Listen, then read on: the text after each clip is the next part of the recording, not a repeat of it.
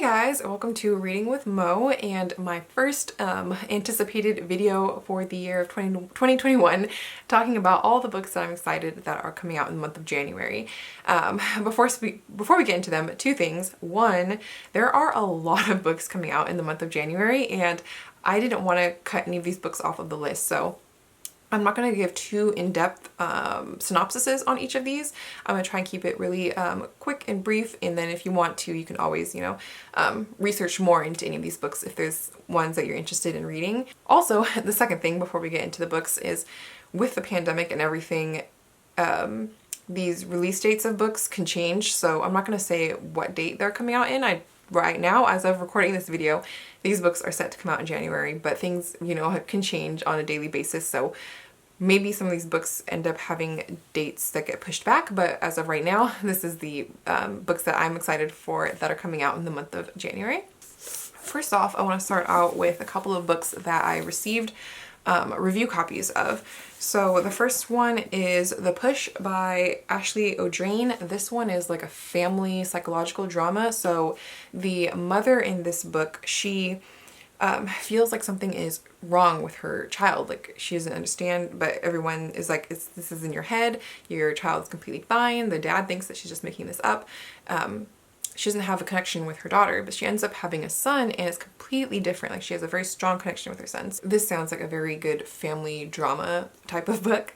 And then the other book that I actually have a physical copy of with me right now is Mrs. Dalloway by Virginia Woolf. Now, obviously, this is a classic. It's not coming out for the first time in January, but it is coming out for the first time in the Penguin Classics Deluxe Edition. So I'm looking forward to getting to this classic because in 2021 I do want to read more classics. The last one I don't have an actual physical copy of, but I did get an email today that I am being sent a review copy of this book, and that is Bride of the Sea by Iman Quota. This one, we're following two university students, Munir and Seda, and they're expecting their first child, but their marriage is ending and Munir ends up returning to Saudi Arabia while Seda is staying in Cleveland with her daughter, Hanandi. She ends up disappearing with her daughter, and for years the father is trying to search for her. This is the author's debut novel and it sounds like it's going to have a lot to do with like cultural things, immigration,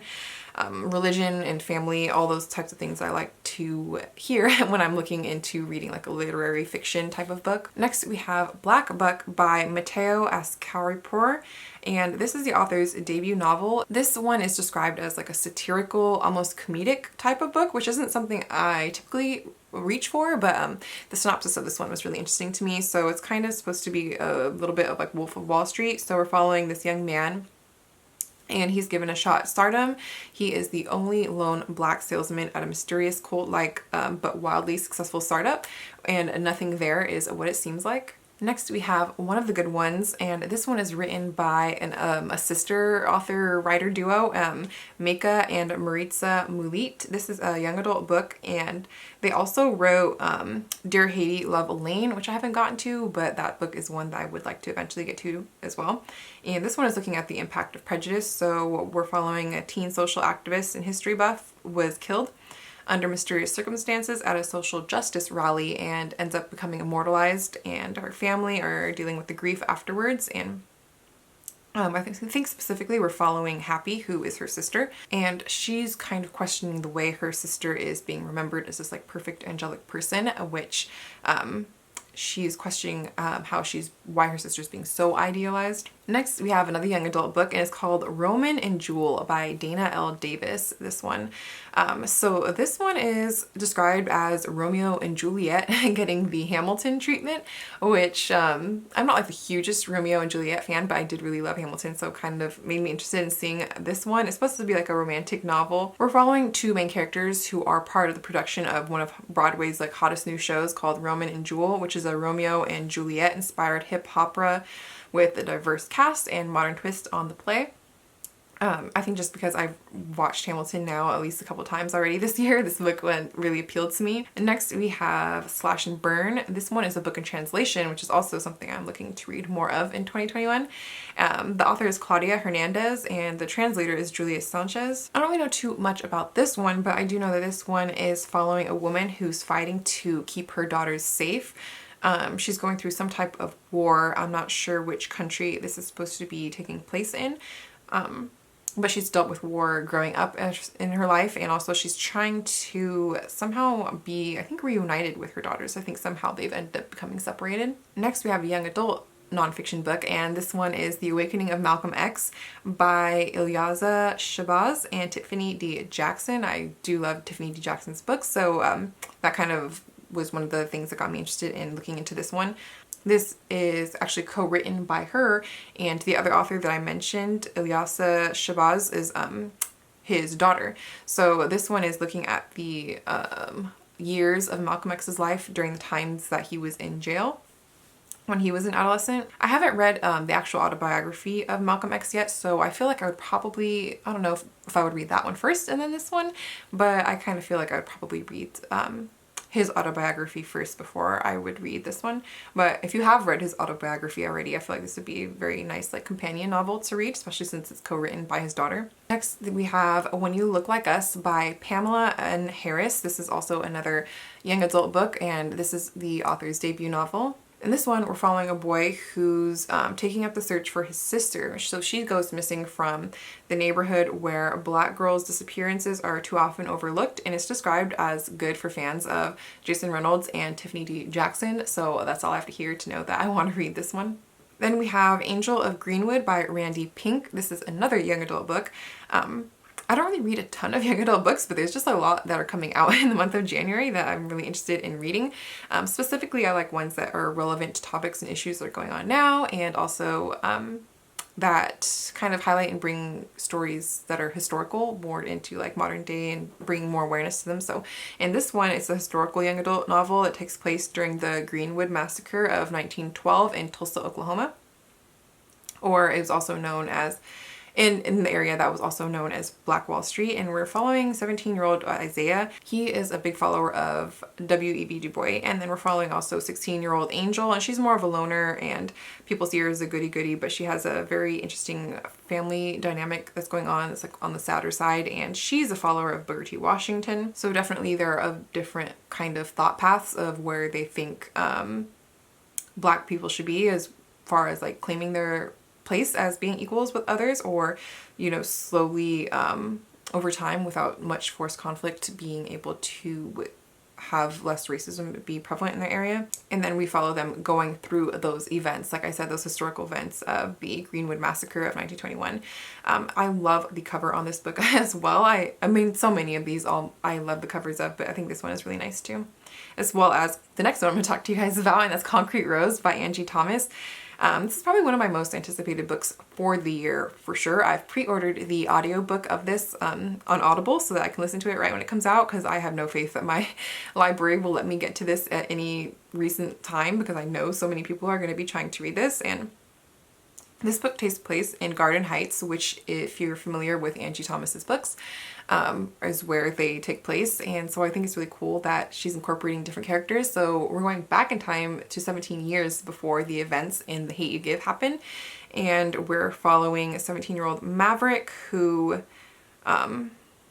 it's been a while since I've read the book, so I don't specifically remember how everyone relates, but I haven't read too much into the synopsis of this one. I don't want to be spoiled, because I already knew as soon as they announced that Angie Thomas was coming out with another book that I was going to be reading it. No matter who it was about, what it was about, I was going to read it.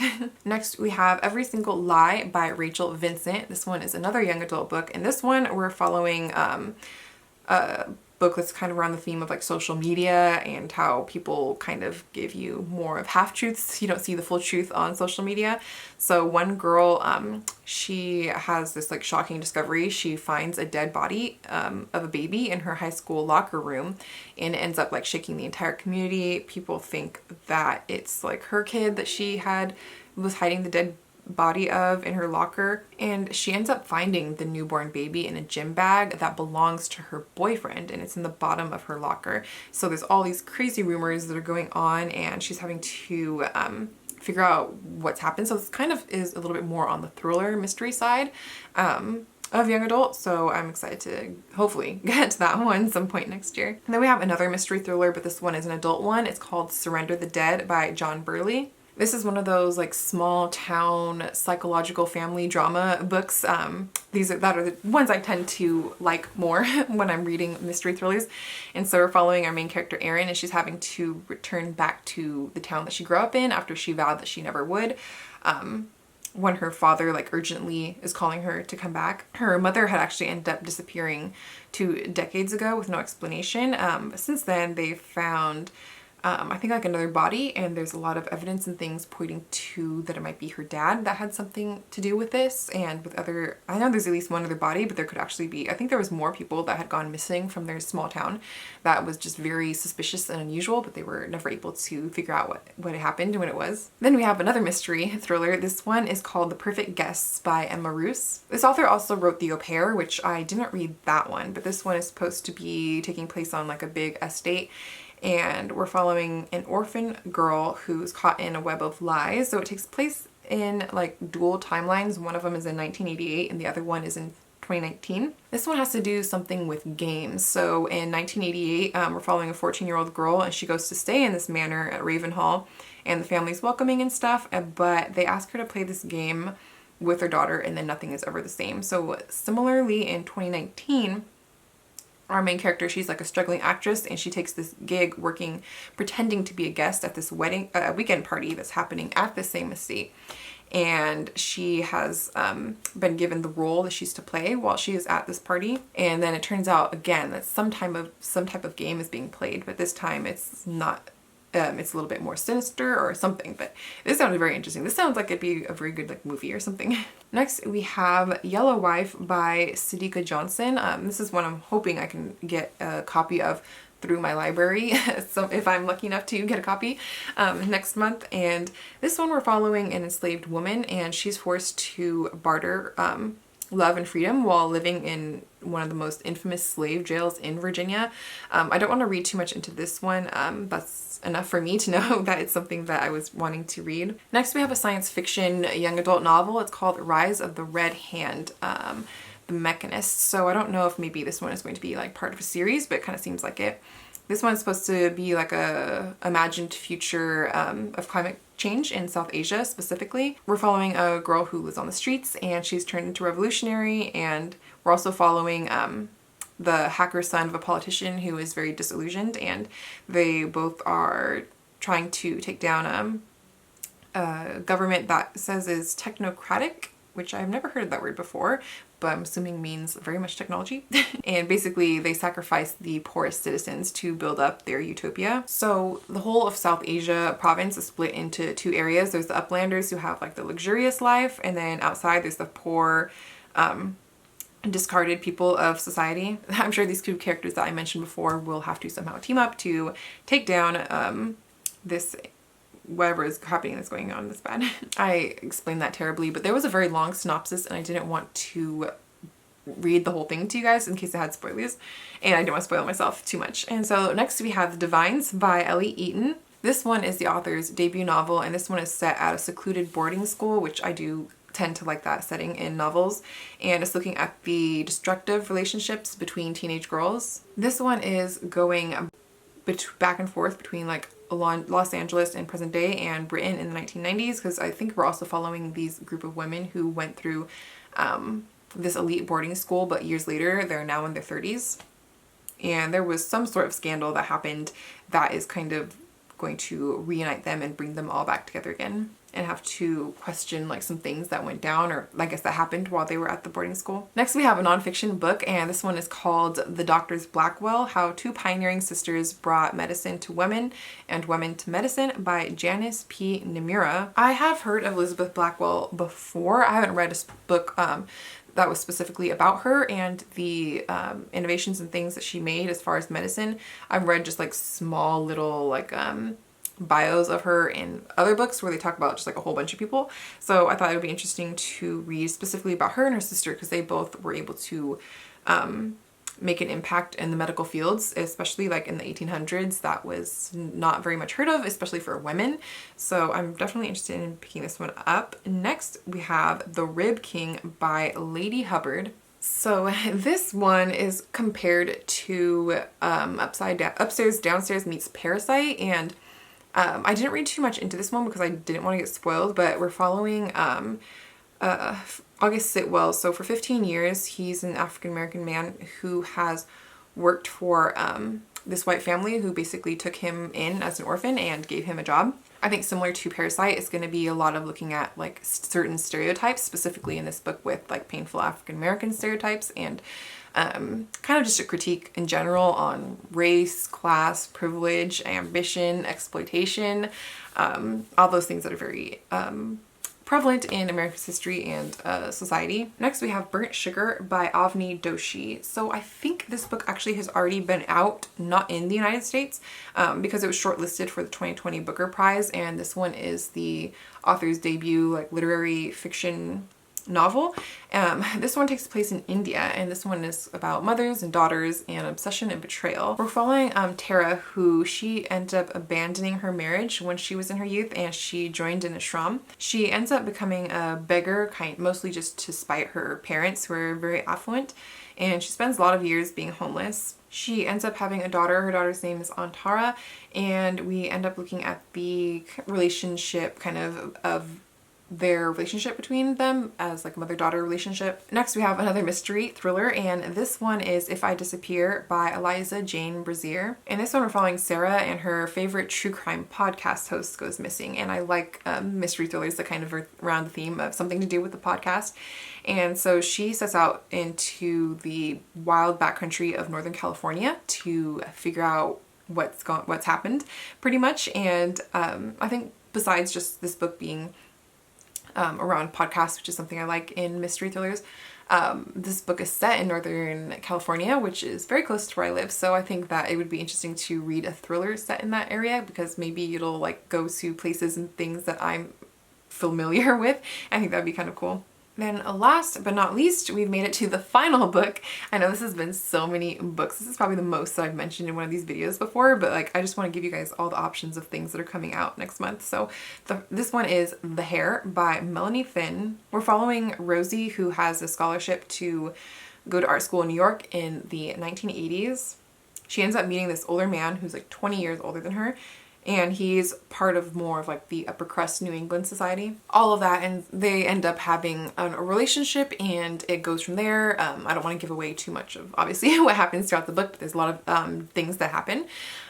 Read the synopsis if you want to possibly be spoiled for other things. I feel like I was reading it and it was giving me too much information. I didn't want to read the whole book in the synopsis, which I hate when authors, or not, I guess it's not authors, they don't write it themselves, but when the people whose job it is to write the book summaries give away too much stuff that's happening in the book. So those are all the books that are coming out in the month of January that I am excited for. Obviously, I will not be able to read all of these. I'll be lucky if I read like a couple of them, but let me know if you guys are excited for any of these books, if there's any that I missed and didn't include on this list that you're excited for that are going to be coming out in January.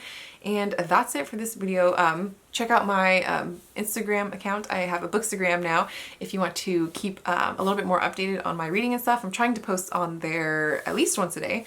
And that's it. I guess I'll see you guys in the next video. Bye.